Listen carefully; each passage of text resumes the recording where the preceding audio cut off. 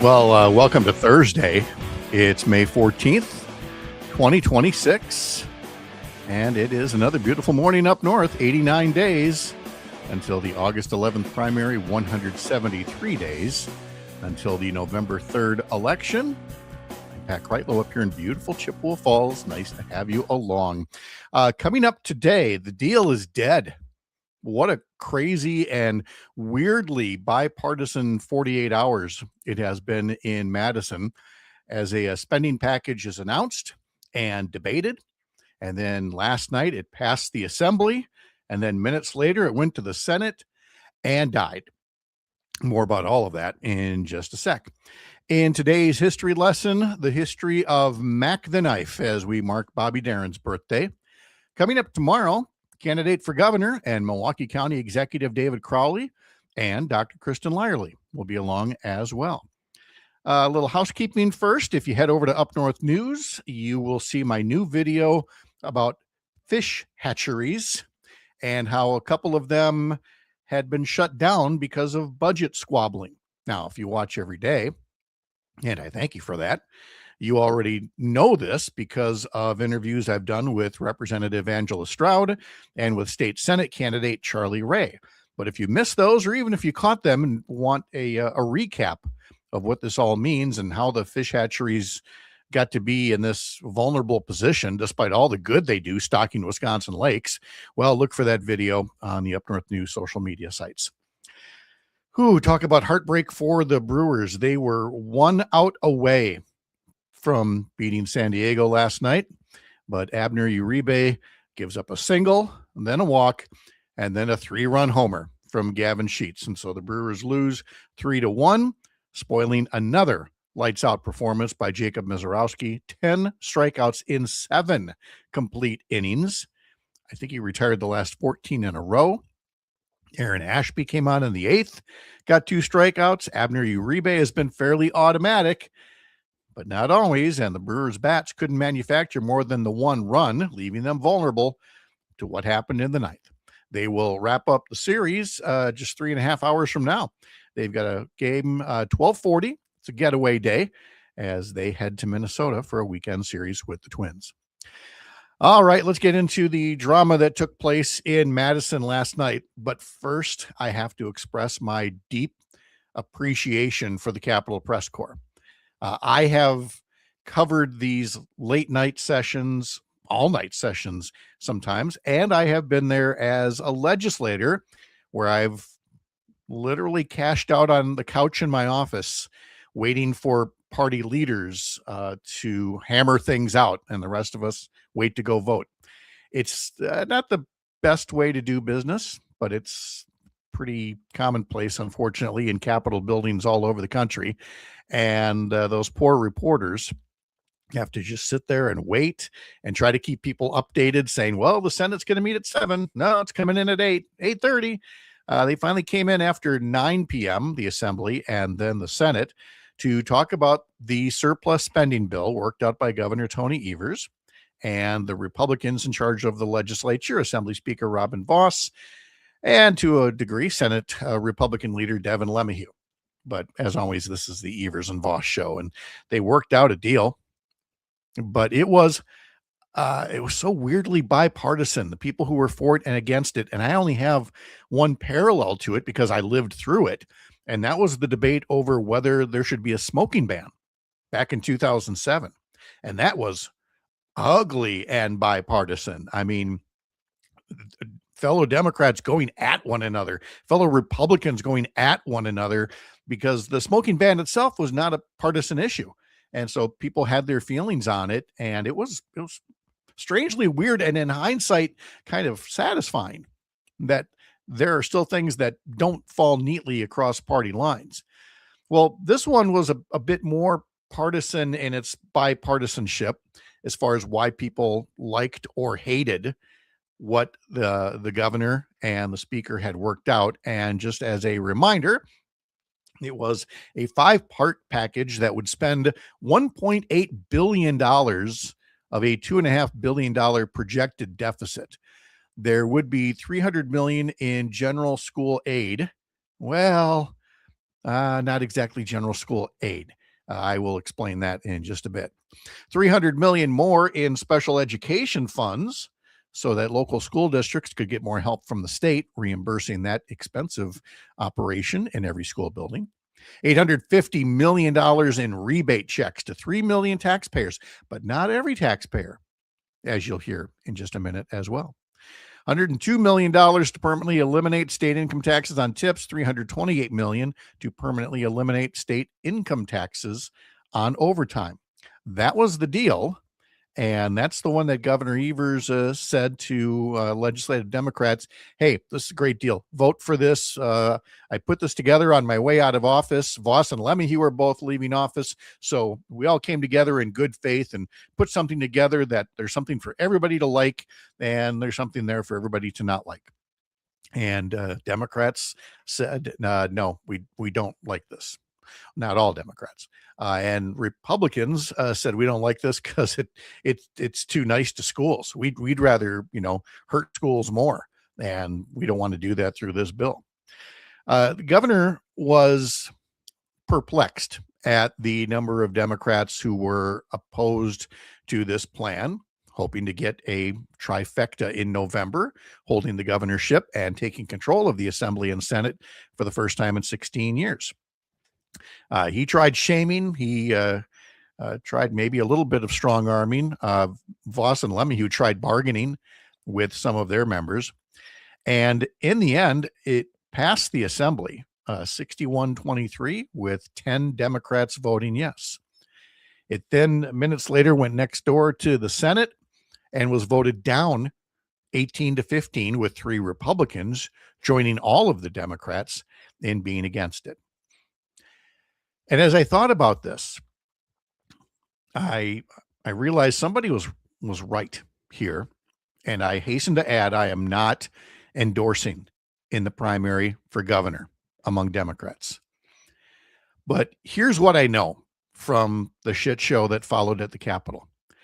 This is what Lieutenant Governor Sarah Rodriguez was talking about when she talked about how Democrats need to be united at the start of the next state budget process. Now, when she talked about doing things behind a curtain, she learned an important lesson as well. What I would call inside voice versus outside voice when it comes to talking about the inside baseball stuff that goes on at the Capitol. But when it comes to the politics at play, she knew what she was talking about. And I know this because I lived it. As you all have heard me say, Governor Jim Doyle and the Senate Majority Leader Decker and Assembly Speaker Sheridan, all were Democrats, but all 3 wanted to be the public face of what each one thought should be in a budget bill, or frankly, any bill for that matter. And the result was a 3-ring circus where you see that phrase, Democrats in disarray. And there was a lot of it. But the thing is, we've also seen Republicans in disarray. We saw times when Scott Walker was not on the same page as the Assembly and or the Senate Republican leaders. And the thing is, there's already enough circus going on under the big tent or the big dome, as the case may be. Not everything has to be a public performance. So Sarah Rodriguez was basically saying, how about you get your ducks in a row on behalf of your side of the aisle before the show even starts? And I know immediately that is followed by people gasping and going, well, what about transparency? What about open meetings laws and all that? Relax. That's all still there. We're talking about what the governor is going to propose at the very start of the process. Should a governor be doing that on their own? Or could they maybe meet with their assembly leader and their Senate leader, whether you're in the majority or the minority, and say, what do you think here? What's the best thing that we want to put out there as a first step in the budget process? The Joint Finance Committee is still going to change it. They always do. They should. That's the legislature's job, is to say, thank you, Governor. We appreciate it. Now, here's what we're going to take out. Here's what we're going to put in. Here's what we're going to change. But it does no good for a party if its leaders go off in 3 different directions from the get-go and exclude one another. It only invites disharmony. Governor Evers is a smart man. He is a hero, frankly. He has been an all-star goalie, Hall of Fame worthy for blocking bad Republican ideas over the years. But it is also true, and I'm not anywhere near the only person saying this, that much like Governor Doyle, he and his team have been solitary a little too often when it comes to their own allies inside the Capitol and out. Now, they'll tell you it's because, well, there's only one governor and a governor has the lead, or they worry about leaks if there's too many cooks in the kitchen, or they figure that Assembly and Senate leaders are going to disagree anyway, so let's just get the governor's point of view out there. But here's the thing. When you're a lame duck and you bypass the other ducks who are probably going to be in charge of the pond real soon, expect that you're going to get defeathered a little bit if you exclude them. You have a toolbox that includes more than shaming and more than strong arming. Remember inclusion? We talk about that word a lot. We should follow it. One more point about the details itself. When I talked about we're gonna mention school aid here, and I really want to thank Heather Dubois-Bornon, our friend from the Wisconsin Public Education Network, with a very heartfelt social media post last night. These are my words, not hers, but the same sentiment. And you kind of need the hand clap emoji when you do this.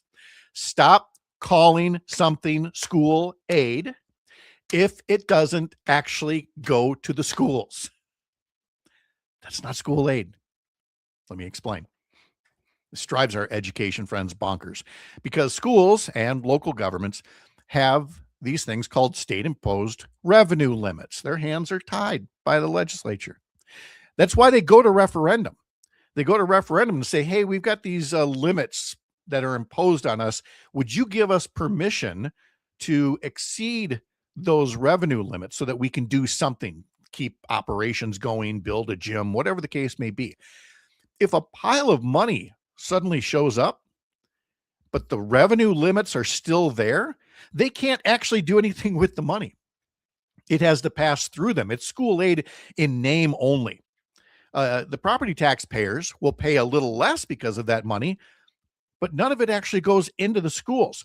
So if a school gets a new dollar from the state, it means that a property tax dollar disappears. It doesn't mean that there's extra money there. So to be clear, this is real property tax relief, what's being proposed. Just stop calling it school aid. Schools are dying out there after 16 years of state underfunding that doesn't keep up with inflation. Not to mention a chorus of hacks talking about government schools and indoctrination. Your reminder that the movie Idiocracy is not satire. It is a documentary sent to us from the future. Look, if you want to help schools, give them real help. That was never going to happen in a meaningful way with Robin Vos and a Republican majority in the legislature. The deal would have helped in some temporary ways in an election year, but it was also a lifeline to those same Republicans who have been screwing schools forever and enabling them to go home and say, see, look at the school aid. Look at the rebate checks going out right before an election. Are schools in pain right now? You bet they are. And pain sucks. But would you want your pain addressed by a real doctor with compassionate care who will be along soon? Or the guy who wants to treat you right now with a rusty saw? Because that's all you were going to get from a Republican-led legislature. Better to endure the pain a little bit longer so some real caregivers can be elected to replace the quacks. Lame duck reference intended.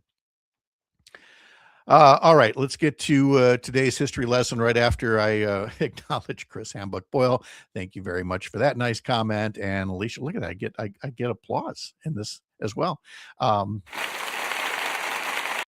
Okay, that's enough of that. Let's get to today's history lesson, shall we? Let's make sure we title this properly. Did I? Oh, wait. See what happens when you don't have a producer here? Boom, there it is. All right, time for today's history lesson. And this is a good one. We're going to get into a little music history here in just a sec about Mac the Knife. David Byrne has a birthday today from Talking Heads. He is 74 years old today.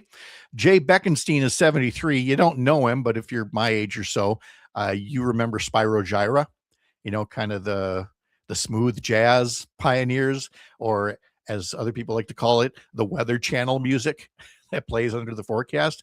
Jay Beckenstein is 73 years old today. Tom Cochrane is 72 years old today. Had the song Life is a Highway.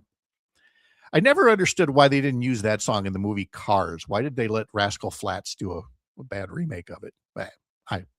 Anyway, Mark Zuckerberg is 42 years old today, the founder of Facebook.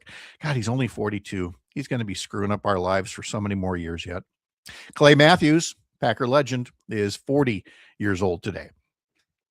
In the history books came the Milwaukee Brewery strike of 1953. The Milwaukee Brewers strike, not the Brewers, the team, but the brewery strike of 1953 involved 6 breweries in Milwaukee, about 7,000 workers.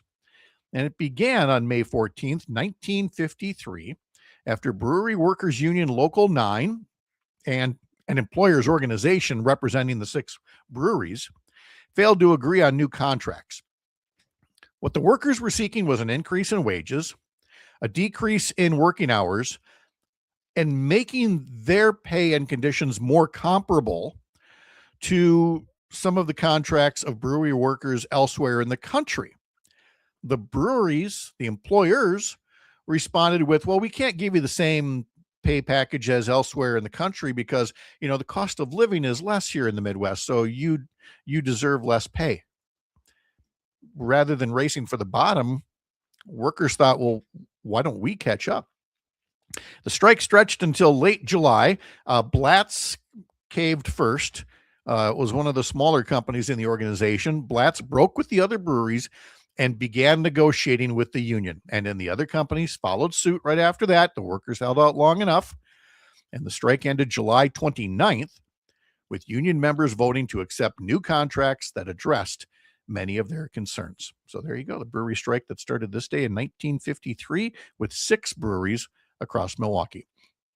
All right, now the fun one. Let's talk a little Mac the Knife with the bittersweet story of Bobby Darin. Bobby Darin was born 90 years ago today in East Harlem, New York. His birth name was Walden Casoto. And while he had other hits, Mac the Knife is the one that will be associated with him forever. It was originally written for the German musical drama, The Three Penny Opera. It was recorded by Louis Armstrong in 1955. Bobby Darin won a Grammy for it in 1959. Ella Fitzgerald won a Grammy for it in 1962, but Bobby Darin is the one who took it from a 1-key tune, added 5 key changes, dropped in the word babe and some snapping fingers, and turned the glorification of a fictional opera killer into an up-tempo classic. But Bobby Darin was plagued by health issues his entire life, and his heart finally gave out in 1973 at the age of just 37. But he reached musical immortality by, as Frank Sinatra said it, he took that song by the scruff of the neck and turned it into the swing classic we know today. A very Sinatra soundbite indeed. Question of the week. Well, it's Thursday. A new newsletter is coming out tonight. I'm in the midst of writing it as we speak here, and we'll be getting back into that with a recap of last night's activity at the Capitol. We'll have a new question of the week. We'll have the answer to last week's question of the week. Should there be a referendum for voucher schools? You know how that one's going to go down, but if you want to know exactly how it broke down and want to read some of the comments that people sent in, get that newsletter, sign up for it over at upnorthnewswi.com. Click on newsletter there, sign up for both the daily and my weekly newsletter, and you will stay up to date on all kinds of good Wisconsin stories. The latest Do Something calendar of events is up on the website for another week of events that are going on, listening sessions, nominating petition signings, protests and things like that. So again, look on the website for the latest Do Something calendar of events, and look on the website as well for Memorial Day events that are going on. Some memorials, of course, for those who gave their lives serving our country, and also some of the fun events, the parades, and the festivals as well. All right, well, got to go do my day job over at Up North News. Got to get that newsletter out, and so thank you for tuning in again tomorrow. Dr. Kristen Lyerly and candidate for governor, Milwaukee County Executive David Crowley will be joining me. In the meantime, again, look up that video on fish hatcheries, keep sharing those social media posts, and join me again for another beautiful morning up north. Have a great day.